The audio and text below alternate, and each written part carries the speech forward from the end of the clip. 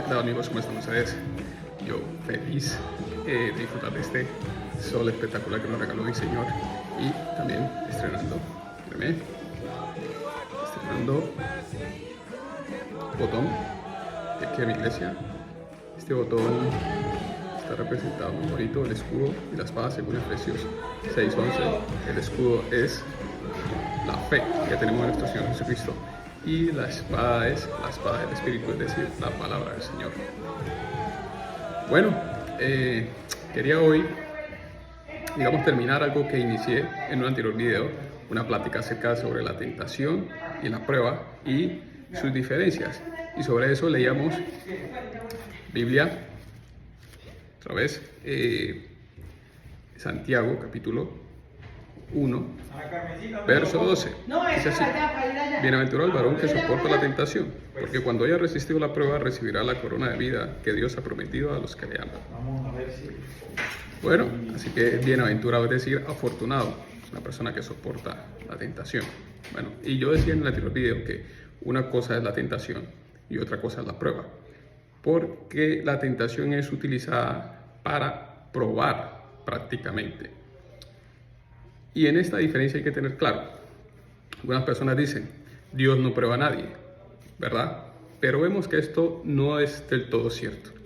Lo que es cierto es que Dios no tienta a nadie, es verdad, y por eso es necesario hacer la diferenciación y la aclaración entre tentación y prueba, porque Dios sí prueba, pero Él no tienta a nadie.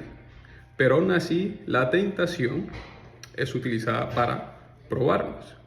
Sigamos en este capítulo de Santiago, capítulo 11, para que miremos esto de lo que les estoy hablando. Porque ahí encontramos claramente que la tentación no proviene del Señor. El Señor no tienta a nadie, ni Él puede ser tentado por el mal, porque como lo dije, la tentación en sí es una provocación. La tentación es provocar a alguien para que haga algo malo. El Señor no hace ese tipo de cosas. Él es santo, porque Él no puede ser tentado ni puede provocar a nadie para que haga maldad.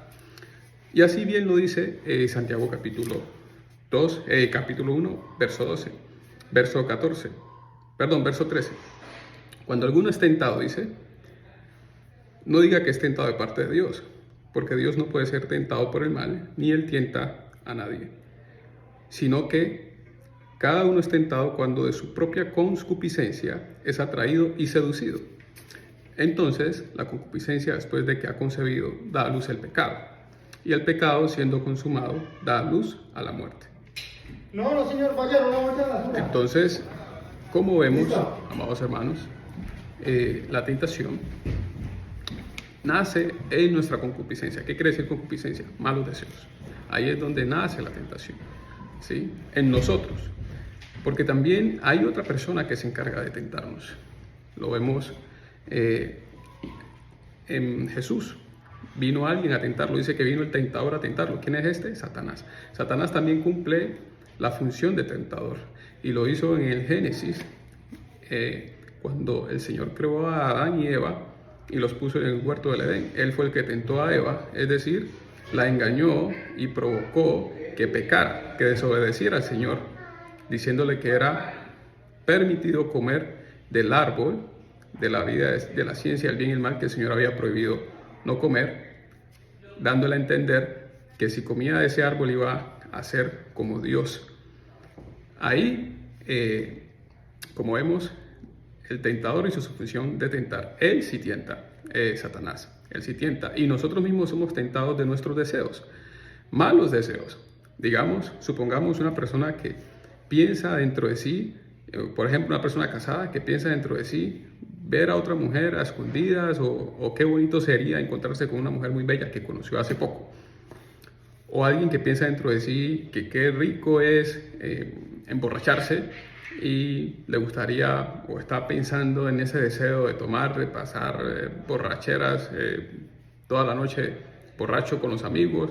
Entonces empieza a imaginarse esos deseos y por imaginarse esos deseos termina siendo atraído y seducido. Y por eso dice que una vez es seducido, da a luz el pecado, ¿verdad? Entonces, aquí vemos cómo la tentación nace en nuestros propios deseos, concupiscencia, y cómo también a veces somos tentados por Satanás, como ya lo expliqué. Entonces, frente a la prueba, ¿qué podemos decir sobre la prueba? ¿Verdad? Algunas personas dicen, como lo repito, que Dios no prueba, pero esto, vuelvo y lo repito, no es cierto. ¿Dónde lo vemos? Vámonos ahora a Deuteronomio capítulo 8. Deuteronomio capítulo 8, verso 2 nos dice claramente que Dios sí prueba. Dice Deuteronomio capítulo 8 así. Dice: y te acordarás de todo el camino por donde te ha traído Jehová tu Dios estos 40 años en el desierto para afligirte, para probarte, para saber lo que había en tu corazón, si habías de guardar o no sus mandamientos. Aquí vemos claramente cómo el Señor está haciendo alusión al pueblo judío que lo introdujo en el desierto precisamente para probarlo. Mire que para Dios es lícito probarlo, porque es de la manera como nosotros mismos nos damos cuenta que no somos obedientes a Dios. Cuando viene la prueba, nosotros mismos nos damos cuenta que desobedecemos. La prueba está hecha para perfeccionarnos en la obediencia. Por eso el Señor permite que seamos probados. Por eso el Señor permitió que Adán y Eva fueran probados, pero por Satanás, fueran tentados por Satanás, porque esa tentación los iba a probar a ellos en obediencia. Y habiendo sido tentados, se dieron cuenta de que desobedecieron, fueron desobedientes. Entonces, cuando tú y yo nos damos cuenta de que somos desobedientes, luego tenemos que arrepentirnos y intentar luego ser obedientes, obedecer a nuestro Dios. Y eso es lo que Dios desea, que le obedezcamos, que seamos perfeccionados en la obediencia. Hay otro versículo que habla acerca de esta prueba, y más que prueba de la disciplina del Señor.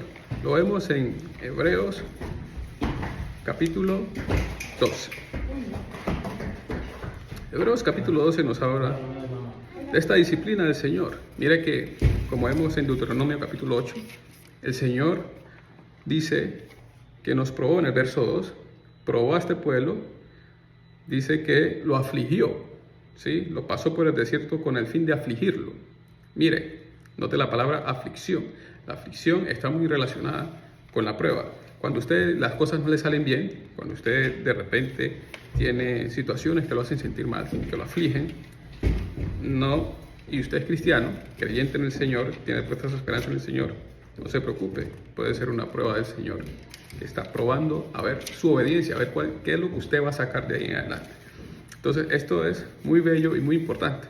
Dice Hebreos capítulo 12, dice lo siguiente: no desmayemos ante la prueba.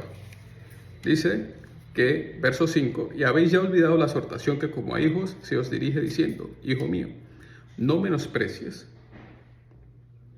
la disciplina del Señor, ni desmayes cuando eres reprendido por Él. Mire, porque el Señor al que ama disciplina y azota a todo el que recibe por hijo.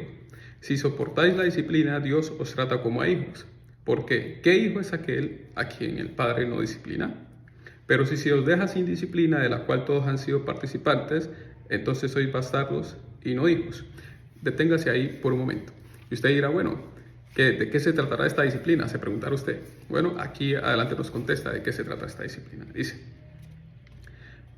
verso 9. Por otra parte, tuvimos a nuestros padres terrenales que nos disciplinaban y los venerábamos. ¿Por qué no obedeceremos mucho mejor al Padre de los Espíritus y viviremos? Y aquellos ciertamente por pocos días nos disciplinaban como a ellos les parecía, pero para lo que nos es provecho, para que participemos de su santidad. Dios es santo. Verso 11. Es verdad que ninguna disciplina al presente parece ser causa de gozo, mire, sino de tristeza, de aflicción, pero después da fruto apacible de justicia a los que en ella han sido ejercitados.